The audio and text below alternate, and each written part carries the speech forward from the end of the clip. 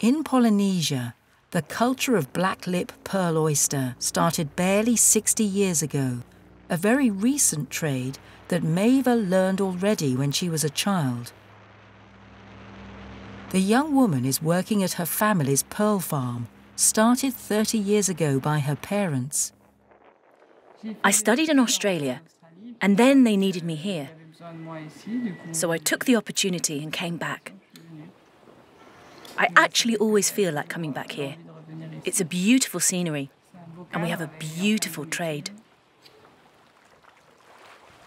The Champon Pearl Farm is a small structure with only 3 employees.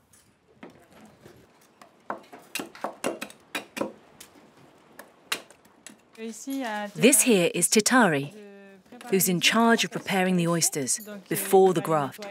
He's cleaning them, removing all the small parasites that grew on it, and then he opens them a bit to make the grafting easier. And here is the grafter. This is Yo. He's been working with us for 17 years. He taught us a lot about pearl culture, and today he's busy harvesting.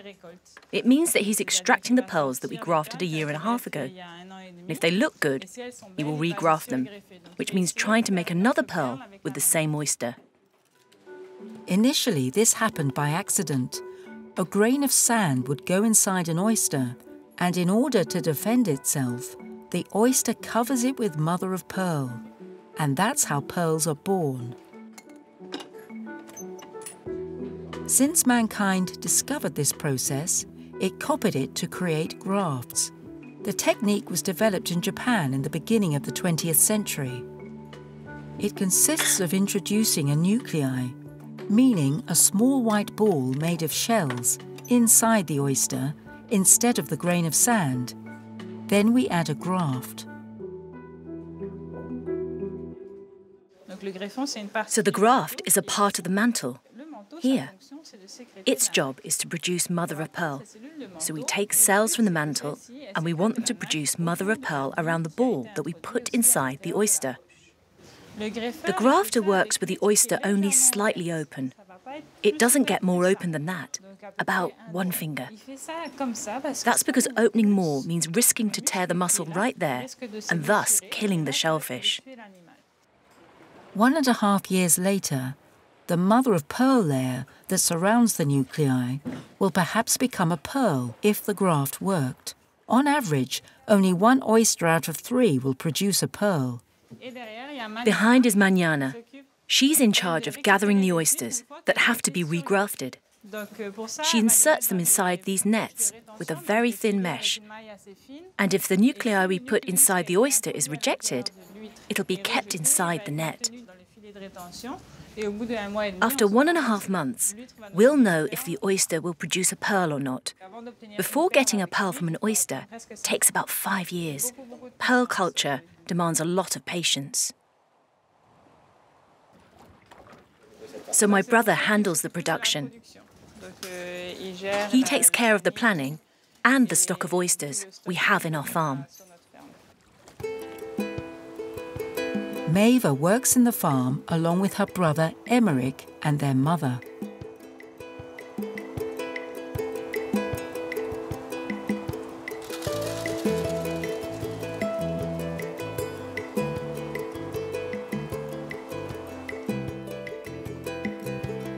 Their farm is an enjoyable stop for tourists.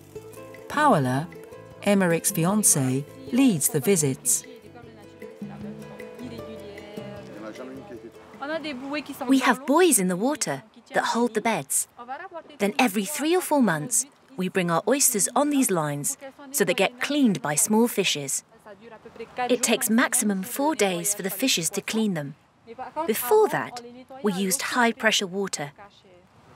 And we cleaned them like that. But it stressed them too much, and we lost a lot of them. The oysters rejected the nuclei.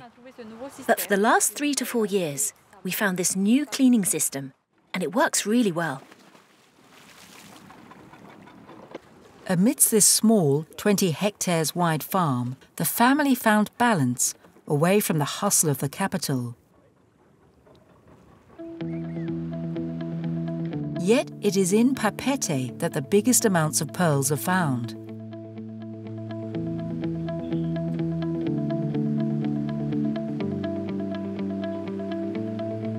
1.5 million pearls produced every year in the archipelago are an endless source of inspiration for the local jewelers and designers.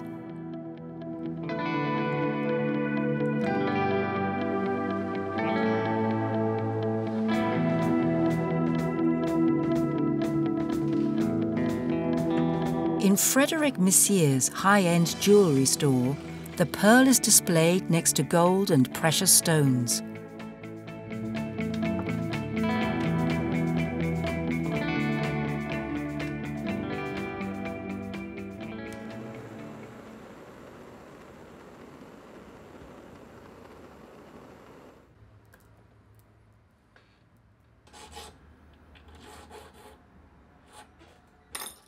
I'm trying to do something modern and minimalist, to find interesting volumes while remaining simple. It's not easy, but I try to blend the colours of the pearls. Since the Tahitian pearl is all but black, here we have a grapefruit colour, here's a blue, this one slightly purple, and a peacock. Peacock is this eggplant-like green. The necklace will look good, since it'll take the shape of the neck. It'll be nice.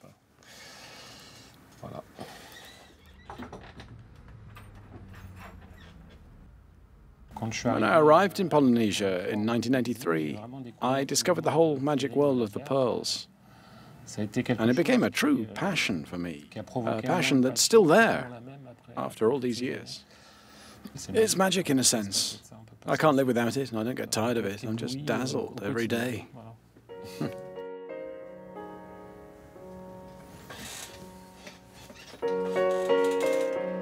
Frédéric Messier trained among the most famous jewelers at Place Vendôme in Paris. Yet his inspiration comes from the islands. I'm from the Mediterranean region, and I've always been fascinated by the seabed and everything that lies there.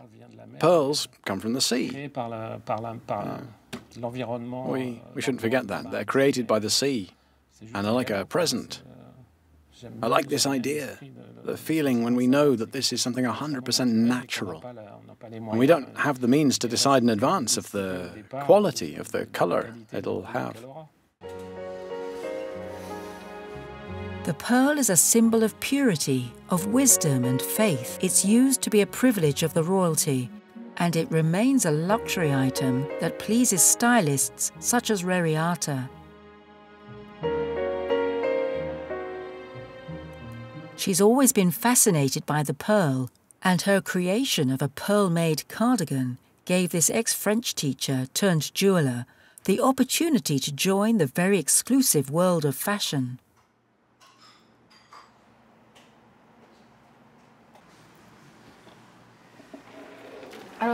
This piece I came up with when I planned to join a festival. Before going, I checked the pictures of the women going. They all had those kind of clothes with metal and leather, with a lot of bare skin. And so I imagined something for myself. The idea of using pearls came afterwards. This one took us 200 hours. There are time-consuming adjustments, but I'm not alone. I have my workshop, and we work together. I have a very good team behind me. It's really important because we work with our heart. I'm proud to have created such a piece. It's 8 months of work in French Polynesia, in Tahiti. We all love the pearl. Everyone has a pearl necklace. It beautifies, and we can even feel the energy, the mana from the sea and the pearls, really. For the mana, the spirit of the sea, guides the life of the Tahitians, and Reariata is completely focused on this precious jewel. And this one is worn over a dress. I made it for the wedding of someone famous, but it wasn't used in the end, so I wear it myself. And every time there are people who come and talk to me. Not because it's a luxury item, but because of the amount of work it represents. Even jewelers, who usually don't really care, come to say hi. It's great. Since then, Reariata has joined numerous fashion shows and photo shoots for prestigious magazines.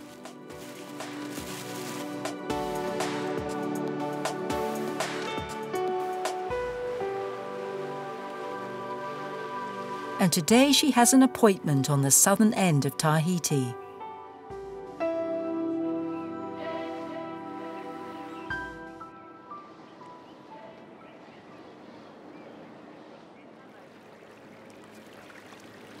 Super. Ok, à 3. 1, 2, 3.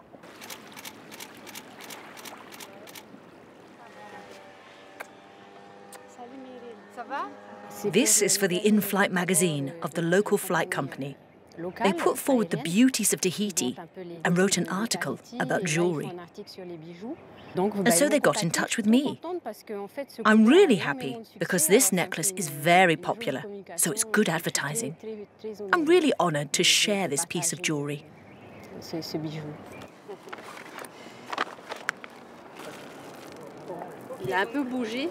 It moved a bit. I'll have to adjust it. There's this one too, close to the body. Since she's very slim, I think this one will do. Unless I adjust the other one. It works too. What are the blue pearls? These are quartz. In the end, they go for the grey pearls. I'm tightening up. Can you breathe?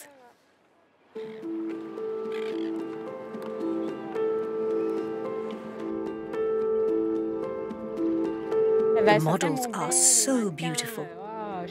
I actually seldom see someone wearing the jewellery, and every time I feel the piece is different, depending on the person wearing it. Right now, she only wears a skin-coloured bra, and it makes the necklace even more beautiful. Let's see the ponytail, just like before. All right, move your hair away like you did before. Right, perfect. When looking at these iridescent jewels glittering, it seems obvious that the Tahitian pearl is a small miracle. Equal part the result of nature and science, it is a very sought-after gem.